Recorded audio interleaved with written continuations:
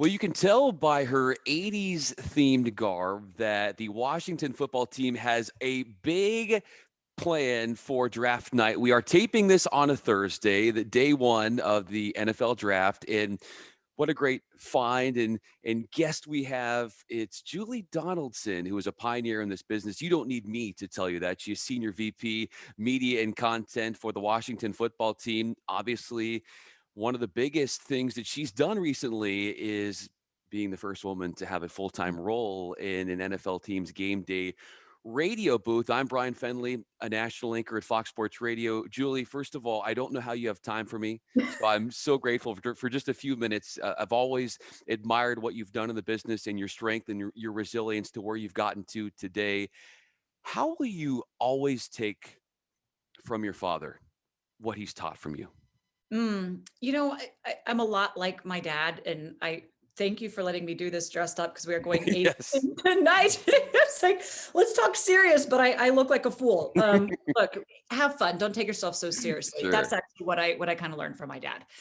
I'm a lot like him. There are times I can be very hard on myself. I expect perfection, and as we know, as you get older in life, it just doesn't exist. There is no such thing as having that, accomplishing that, or achieving that. But what you can do is always strive to be a better version of yourself. You can laugh at yourself. You can learn to enjoy the moment, and that is definitely something that I do get from my dad. He used to always yell at me, growing up, like, lighten up. And it's easier said than done at times when you're really in the zone and you're tense, and then somebody's yelling at you to relax. But that's the biggest thing. I remember him always telling me, just don't take yourself so seriously. And when you do, you can afford yourself to have some fun, crimp your hair, put a scrunchie Yes. in, and let's celebrate the draft tonight. Speaking of fun, speaking of relaxed, I feel like those are two traits that anybody would get from you when they listen to you on the radio with the Washington football team, alongside, of course, your great crew and Bram Weinstein, who I had on a couple weeks ago. And he called you in the podcast a trailblazer. We Mm. also know that Ron Rivera, the head coach for the Washington football team, has called you a fighter. So, how would you describe that inner drive and that inner strength that you've had to showcase throughout the course of your life? I've always been ambitious, a bit of an overachiever. Kind of once I master something, or I feel like I'm doing pretty good at it, it's like, okay, what's next? What's the next challenge? That's where in life I've really found that I have growth, is when I'm a little bit uncomfortable and I'm a little unaware of my surroundings or what I'm stepping into or walking into next. And there's something about that also just is exhilarating to me. So I feel like I've always in my career, it's like, okay, well, we did that. We learned that. We've got that down. What can we go on to next? And because of that, I suppose I'm not afraid to step into the unknown. I'm not afraid to do something I haven't done before. And understanding, I think the big thing is make sure you have the right people with you and you surround yourself with the right people professionally and personally. When you have the right friends, they'll catch you when you mess up, because you will mess up. You will, have embarrassing moments in this business of being like, oh, I didn't mean it to come out that way. And as a female, unfortunately, sometimes those moments are a little bit more magnified. But I've got a great support system of friends who say, you know what, that was yesterday. I have a great support system professionally that say, okay, we're going to make sure we get it right the next time. Bram and D'Angelo Hall have been great partners on Sundays, and they celebrate me. We celebrate them, and we're doing this as a team. And I think that makes the difference. You have a great support system and you have so many others that support you. I wanted to ask you what it was like for you when you made that speech recently after you were honored with that leadership award at the Women's Center Leadership Conference. What did that mean to you to be able to get that distinction? It's kind of takes you back for a second to really pause and say, wow, where I've come from, what I've overcome. And I've had a lot of challenges in life, personally and professionally. I've had a lot of failures and a lot of decisions that I wish I would have made the other direction. But the biggest thing is that I learned from them. I gained wisdom, discernment, and I think that goes to your personal and your professional life when you're making any decision. And when sometimes things don't go your way, what did you learn from that? Otherwise, you're probably going to repeat the same mistake. And I think that's something that I was able to learn in life, is sometimes you have to take a back seat, stop, say, okay, what's the lesson learned here? How can we move forward? And to be able to share some of that wisdom, I just kind of hope it always resonates with one person. I'm a firm believer in the power of one. People that took the time out to help me for a moment or a word of encouragement, or, to help me even professionally, to prepare for an interview or to know where to go, it makes all the difference in the world. So if I'm able to kind of pass it on to somebody else, and now I have a bigger platform, which, I take that responsibility very seriously. And so it was a great honor, and it's great to be at a place in life where I can sit back and say, okay, you know what, those little bumps along the way, they didn't win. And we'll have more as we go forward, but we know how to handle it. The amount of outpouring of support just from your platforms on social media, when you put out a post, you can tell how your story, the trials and tribulations, how they resonate with so many people. I listen to all these, read all these comments, and people admire you for so many different reasons because of what you've gone through, because you've been open about your struggles. How do you find peace with where you are right now? And I know that, like you said, there are some things that you wish you could have done over, but to see where you are right now, how do you find that inner peace with yourself? I'm a big woman of faith. It comes straight from there. I mean, and that's, when I was going through, some of the challenges, and I'm a domestic violence survivor. I spent a year and a half unemployed as a result of that, going through a bad divorce. And I came out stronger on the other end, but it wasn't without a lot of work. And the thing people always ask me, what was that turning point? And I said, when I finally said, I can't do this alone. My counselor at the time, she said, can you give me an eyelash of faith? And she's like, that's all I'm asking for. And I was like, okay, it's hard to argue against that little bit of faith. And I realized the light was better. Having hope was better. Accepting love was better. Forgiveness was the easier path to get past a lot of things. And so when you can sit back and say, you know what, because of my faith, I'm in the place that I'm in today, that does give you peace, even when things are around you that you can't control. That the one thing you can control, and the one thing that you have power over, is how you're going to react to it. The perspective that I have because of what I've went through, I think, is one of the most powerful things that anybody can have in life, is perspective. And because of that, I can have peace no matter what the day is bringing my way. The perspective that you were able to show when you did that piece with Epics and the NFL, the grind, make a name for yourself, what were you able to show in terms of a side of yourself that you hadn't displayed much, that you kind of came out and revealed to people?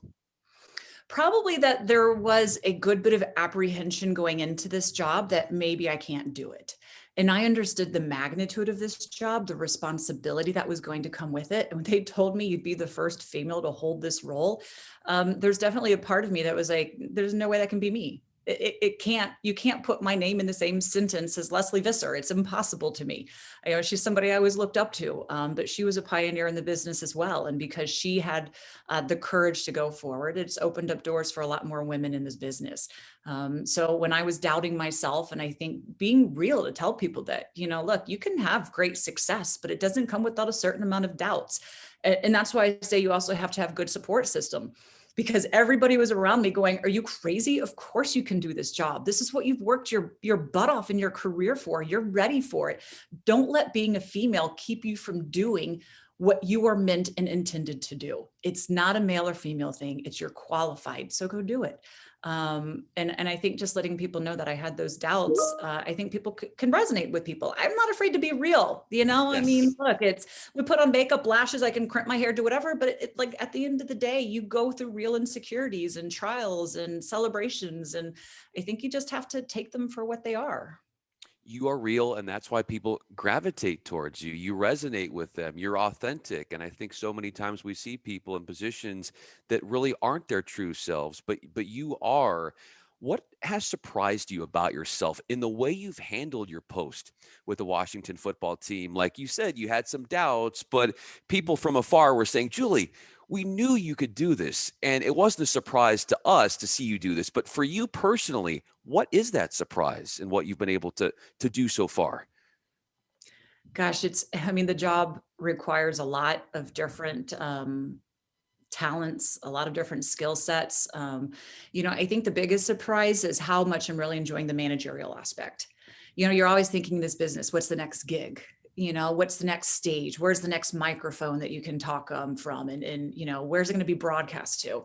And within this job, I'm a senior vice president of a franchise, and that comes with a lot of responsibility, and a lot of decisions that have to be made. And I'm pretty firm in making decisions and quick to make decisions. And when I'm not sure, I'm quick to say, okay, let's go to the people that can help me get the information I need in order to make that decision.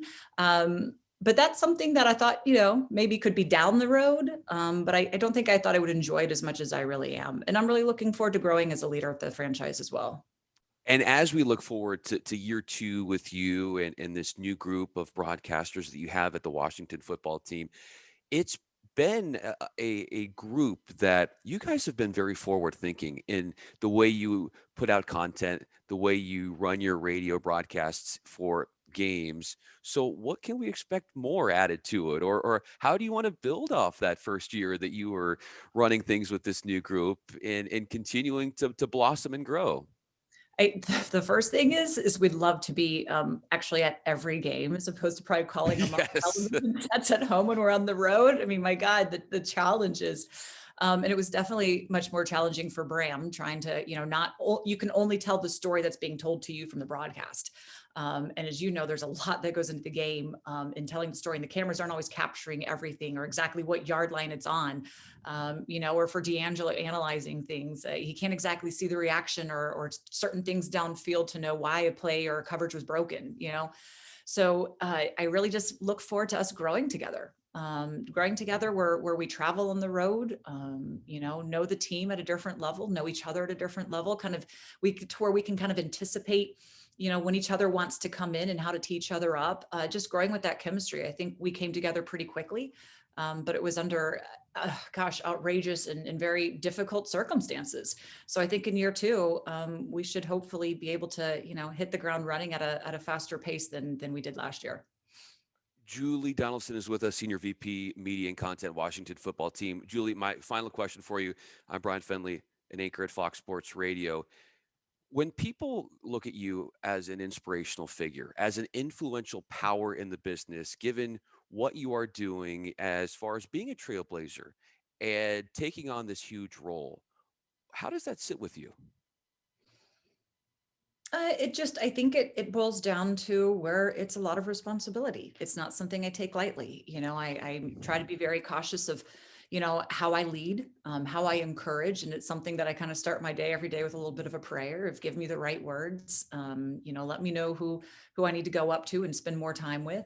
And really kind of bring out, what they want to accomplish and what they want to be and what they want to celebrate for their careers personally and professionally.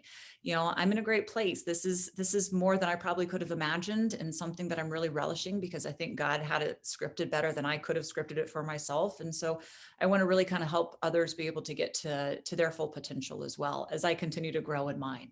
So it's it's same things. To whom much is given, much is expected. So I take that very seriously, and I look forward to interacting with my crew every day, and to those that maybe I don't even meet that can learn something from this.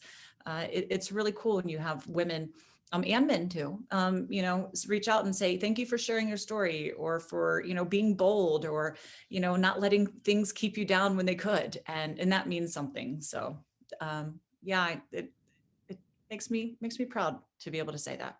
As you should be. Julie Donaldson is a rock star, and I'm not just saying that because she's wearing that 80s garb. She's got a big night playing with the Washington football team as they get into their NFL draft festivities. Look forward to the coverage. Julie Donaldson, VP of Media and Content at the Washington football team. I'm Bryan Fenley with Fox Sports Radio. Julie, thank you so much for this opportunity. I really appreciate it. Glad to be here. Thanks for having me on.